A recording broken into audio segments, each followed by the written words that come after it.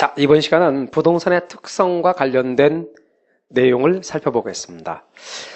우리 부동산의 특성과 관련해서요, 내용들을 정리를 해보면 이 부동산의 특성은 크게 자연적 특성과 인문적 특성으로 나눌 수 있다고 그랬죠. 그런데 자연적 특성에서는 부영부계인 5가지를 알고 계시라고 그랬고, 인문적 특성에서는 용병위 3가지 정도를 기억하시라고 말씀드렸어요. 자, 이제 우리 부동성과 관련해서 내용 정리를 좀 해보면 이러합니다. 부동성은요, 동산과 부동산을 구별하는 기준이 됩니다. 부동성은 토지는 인위적으로 그 위치를 움직일 수 없다는 뜻이죠. 또 임장활동 및 정보활동과 관련이 있습니다. 여기서 임장활동은 현장에 가보는 거죠. 그리고 정보활동이라고 하는 것은 부동산에는 통제가 불가능한 요인이 많기 때문에 정보가 되게 중요하다, 그런 얘기죠. 그리고 중개업이 존재하는 중요한 이유도 부동성하고 관련이 있어요. 또 부동산 현상이나 활동, 부동산 현상을 국지화한다. 앞으로 국지화라는 말이 나오잖아요. 부동성하고 관련이 있습니다. 앞으로 국지화 이러면 부동성과 밀접히 관련이 있다. 이렇게 여러분 알아두십시오. 자, 그 다음 부동산 시장이 추상적 시장이 되고 또 구체적 시장이 되어진다. 특히 부동산 시장의 구체화, 구체적 시장 이런 얘기가 나오면 부동성과 밀접히 관련이 있다는 거, 이거 꼭 여러분 정리해 놓으셔야만 됩니다. 부동산 시장은 구체적 시장이다. 부동성하고 관련이 있습니다. 토지의 이용 방식과 입지 선정이 중요하고요. 앞으로 입지 선정이란 것도 부동성과 관련이 있고요. 지역 분석, 그러니까 시장 자체가 국지화되니까 국지적 시장이 형성될 수밖에 없거든요. 국지적 시장. 그리고 이 국지적 시장이라고 하는 것은 더 나가서 부분 시장이라는 것 자체가 될 수밖에 없어요. 부분 시장.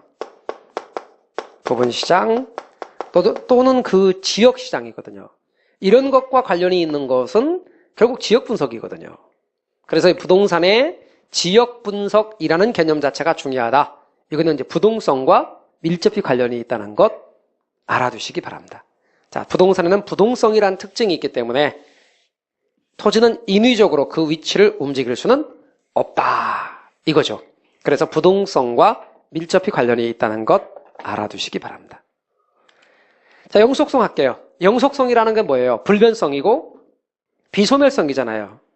물리적으로는 불변이에요. 물리적 불변이입니다. 그러나 이 물리적 측면에서의 불변성이라고 하는 것은 가능하지만 경제적 측면에서 불변적이냐? 그렇진 않다, 저기요. 경제적 측면의 유용성이라고 하는 건 바뀐단 말이죠. 그래서 영속성은 물리적으로 불변이지만 경제적 측면에서의 유용성은 바뀔 수도 있다. 이런 얘기입니다. 첫 번째는 토지에 재생산의 사고방식을 적용할 수 없게 만드는 중요한 이유가 영속성이에요. 다시 만든다는 개념 자체가 없다, 그런 얘기죠. 영속성 때문에. 그 다음에 감가상각이 불가하다. 영속성으로 인해서 감가상각이 불가하다 그럴 때 우리 감가상각의 개념을 여러분이 좀 정리하셔야 돼요. 감가상각이라는 개념을 정리하면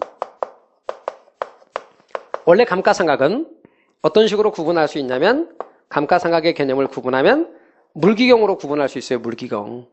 예? 물리적 감가, 그 다음에 기능적 감가, 그 다음에 경제적 감가, 이렇게 물기경 감가로 구분할 수 있다. 감가를 이런 식으로 구분할 수가 있습니다. 근데 물리적인 감가는 안 돼요. 영속성이 있으니까 물리적 감가는 불가능해. 영속성 때문에. 그러나 토지라도 기능적 감가나 경제적 감가는 가능하단 말이에요. 그래서 결국은 감가상각이 적용되지 않는단 말은 물리적으로 감가가 되지 않는다, 그런 얘기예요. 여기서 물리적 감가는 적용되지 않는다, 그런 얘기죠. 토지는 또한 수명이 길기 때문에 가치 보존력이 우수해요. 그 다음에 임대차 시장이 발달한다. 부동산의 임대차 시장이 발달한다. 여러분, 임대차 시장은 수명이 긴 것만 임대차가 발달할 수 있어요. 수명이 짧은 건 임대차가 발달하기가 어렵죠. 빌리고 빌려주는 건데요? 그러면 수명이 짧은 것들은 빌렸는데 수명이 짧으면 어때요? 다 써버리면 돌려주지 못하잖아요. 그러니까 예를 들어서 우리 남자분들 같은 경우 뭐 담배 피시는 분들 담배 한 대만 빌립시다 이렇게 말하는데 그게 진짜 빌리는 거예요? 아니, 빌리는 거라면 잘 빨고 돌려줘야 될 거 아니에요. 근데 그게 아니거든요. 담배 한 대만 달라 그런 얘기잖아요. 그러니까 어떤 물건의 임대차가 발달한다? 예, 수명이 긴 거. 예? 그래서 내구성이 있는 물건. 아니면 예, 이건 고가성이 있는 물건. 따라서 내구성이나 고가성이 있는 물건은 임대차가 발달해서 그것을 가지고 있는 소유자는 소유 이익을 얻을 수 있고 빌려 쓰는 사람은 이용에 따른 이익을 얻을 수가 있다. 그런 얘기죠. 또 부동산 활동에 있어서 멀리까지 배려해야 되는 게 바로 이 영속성에 관한 측면과 관련이 있어요. 또 하나 부동산에 재고라는 개념 자체가 형성될 수 있는 것도 무엇과 관련이 있느냐? 재고 개념의 형성은 영속성과 관련이 있는 거죠. 따라서 앞으로 재고다 이런 개념 형성은 영속성과 밀접히 관련이 있다. 이렇게 여러분이 알아두시기 바랍니다. 재고라는 말 개념 자체가 영속성과 관련이 있다. 이렇게 정리를 해 놓으십시오. 자, 그 다음에 이제 부증성으로 건너갑시다. 부증성입니다. 앞으로 부증성한 토지는 그 양을 증가시킬 수가 없다. 늘릴 수가 없다. 이게 부증성이거든요. 그 양을 증가시킬 수 없기 때문에 만들 수가 없어요. 토지는 만들 수가 없어요. 그러니까 토지는 생산비 법칙이 적용이 불가능해.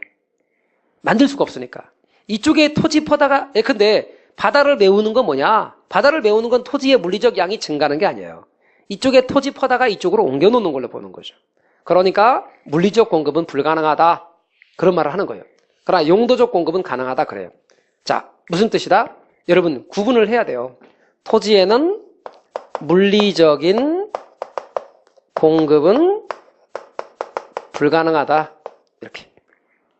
토지의 물리적 공급이 불가능하다와 관련이 있는 토지의 특성은 부증성. 부증성 때문에 물리적 공급은 불가능해. 부증성은 양은 늘릴 수가 없잖아요. 그런데 경제적인 공급은 가능해요. 경제적 공급은 가능하다. 경제적 공급은 가능하다와 관련이 있는 토지의 특성은 용도의 다양성이에요. 용도의 다양성. 용도의 다양성 때문에 경제적인 공급은 가능하다. 여기서 용도의 다양성 때문에 할 때 경제적 공급이 뭔데요? 경제적 공급이란 용도적 공급을 가리키는 말이에요. 용도적 공급이다. 이 용도적 공급이 바로 경제적 공급이다. 여기서 용도적 공급이란 어떤 걸 가리키는 말이에요?